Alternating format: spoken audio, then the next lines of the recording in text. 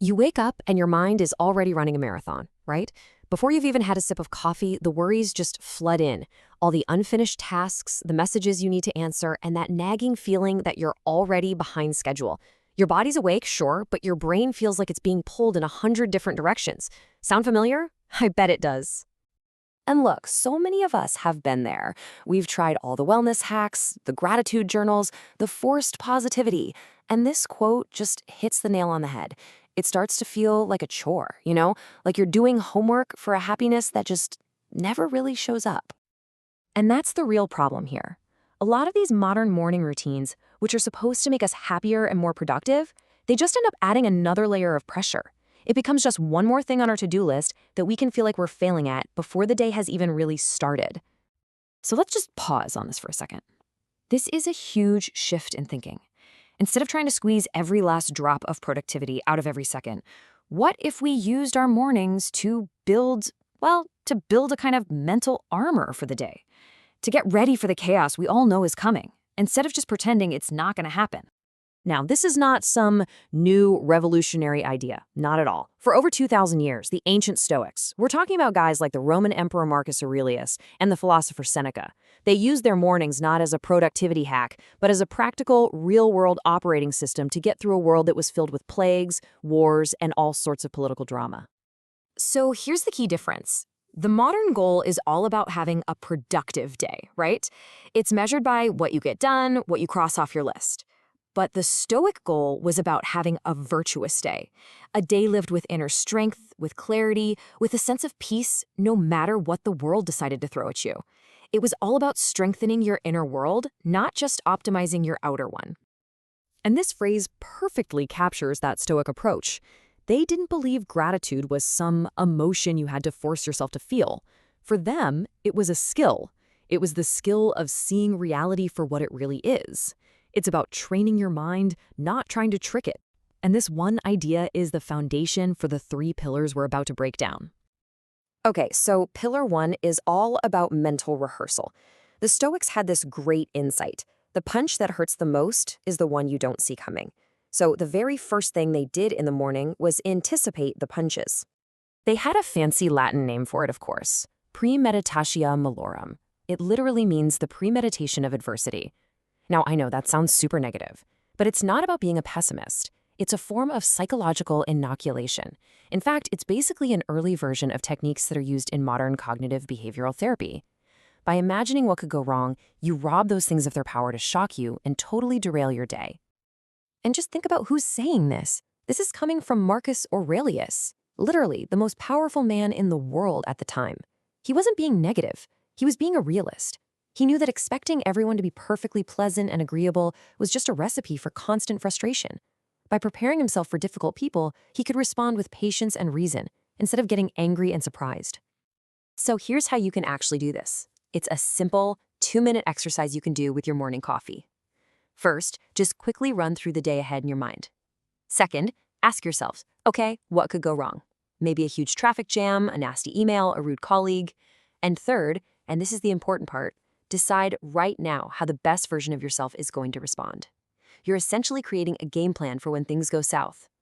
All right, so once your mind is prepared for the day, the second pillar is all about focusing your energy where it actually counts. Because let's be real, if you try to control everything, you'll just end up controlling nothing and completely burning yourself out. And this brings us to what is maybe the cornerstone of Stoicism, the dichotomy of control. It's such a simple idea, but it's absolutely profound. It's just this. Some things in life are up to us, and some things are not. The real secret to a calm and effective life is knowing the difference and then pouring all of your energy into the things you can actually influence. And this makes it crystal clear, right? You can't control the traffic, but you can control your response to it. You can choose to get angry and honk your horn, or you can choose to listen to a good podcast. You can't control what your boss thinks of your big presentation, but you absolutely can control the amount of effort and honesty you put into creating it. That is where your real power is. And the mental benefit of this is just huge. When you consciously let go of what you can't control, you stop wasting so much mental and emotional energy. It frees up this incredible amount of brain power, it cuts down on decision fatigue, and it gives you this genuine sense of command over your own life. Because you're focusing on the one area you actually have control over, your own mind. And that brings us to our final pillar. We're circling back to gratitude, but we're going to approach it from a completely different and I think much more powerful angle than just writing down a list. This is about appreciating reality exactly as it is. To really get this, let me tell you a quick story from ancient Rome. I want you to picture a Roman general. He's at the absolute peak of his life, celebrating a massive, career-defining victory. The streets are just jammed with thousands of people screaming his name. He's riding in a golden chariot. People are literally throwing flowers at his feet. I mean, this is it. This is the definition of success, of glory, of power. But, and here's the twist, standing right there in the chariot behind him is a slave. And this slave has only one very specific job to do in the middle of all this chaos and celebration. He leans in close and whispers, over and over again, memento mori. It's a famous Latin phrase for a reason. It means, remember you are mortal. Remember that all of this, the cheering crowds, the victory, your very life, it's all temporary.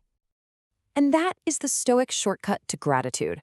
See, true, deep appreciation doesn't come from forcing yourself to think happy thoughts. It comes from the clear, sober recognition that none of this is guaranteed. Thinking about loss isn't meant to make you sad.